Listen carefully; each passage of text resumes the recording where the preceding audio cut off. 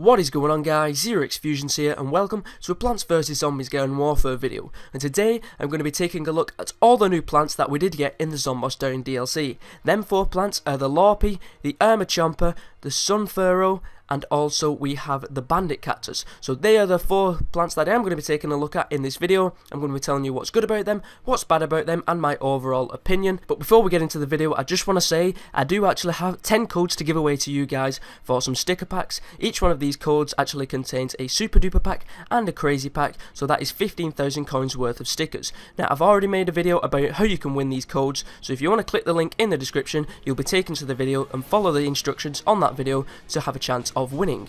Anyway, getting into the video, we're first going to take a look at the Larpy. Now the Larpy has 6 bullets in its clip and it does not have any splash damage. Now that can be a good thing and a bad thing. The good thing about it is that the impact damage is greater than it would be if it had splash damage. The bad thing is that you need to get all the bullets on target.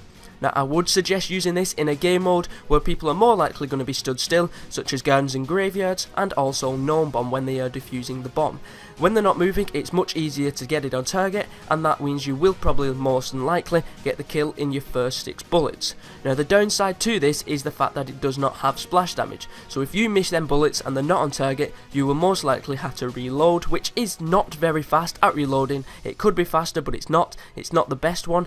So I would suggest using this only on game modes where they are going to be more likely stood still. I would also suggest not using this on garden ops, just for the fact that you've not got the splash damage, so if you miss them bullets, you are more likely to die.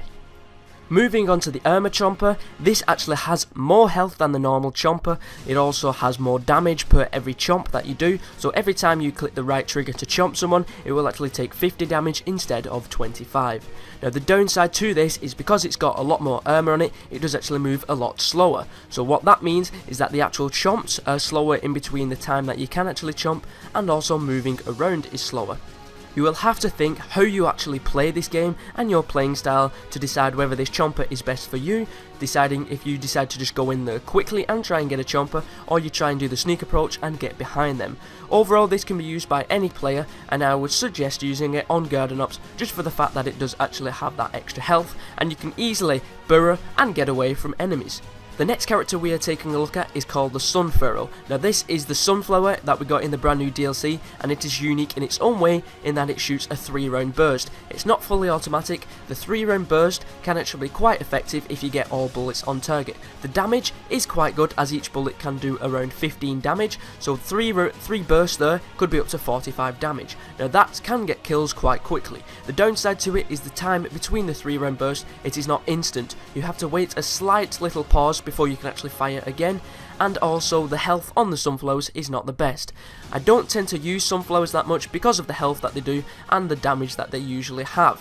Overall, this one could be the best sunflower if you are good with your aiming, and I would suggest using this also on game modes where you can actually hide and you do have an objective. The reason for this is because you will know where the zombies are, and you are going to be less likely shot from behind, because if there is a zombie behind you shooting at the sunflower, you are not going to win the battle. So you want to try and get behind the zombies in the actual objective and take them out that way. That is the best way to get the kills. Even though it's more of a support plant, I would still suggest using it on an objective game base mode or even garden ops.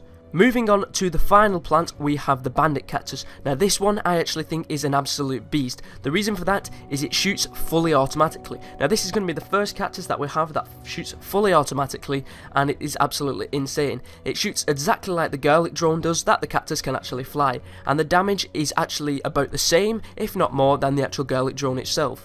It's quite accurate, and the actual range you can actually fire at could be any distance. I would suggest using this at a medium to long range because the recoil is actually quite good and you will still have a very accurate shot no matter what the distance is, and also if you go up close to an actual zombie you are more likely to die because the damage of this isn't the best. Yes, it has a fast shot, but if a cactus comes up against a scientist, the scientist is going to win just because of the damage that the scientist can do at close range. But anyway, that's the review of the 4 plants that we did get in the Zomboss Down DLC, the Larpy, the Irma Chomper, the Sunfurrow, and also the Bandit Cactus. If you want to see another review on the zombie side of the video, then let me know in the comment section below, and make sure you also check out the link to have a chance of winning the codes for the sticker packs.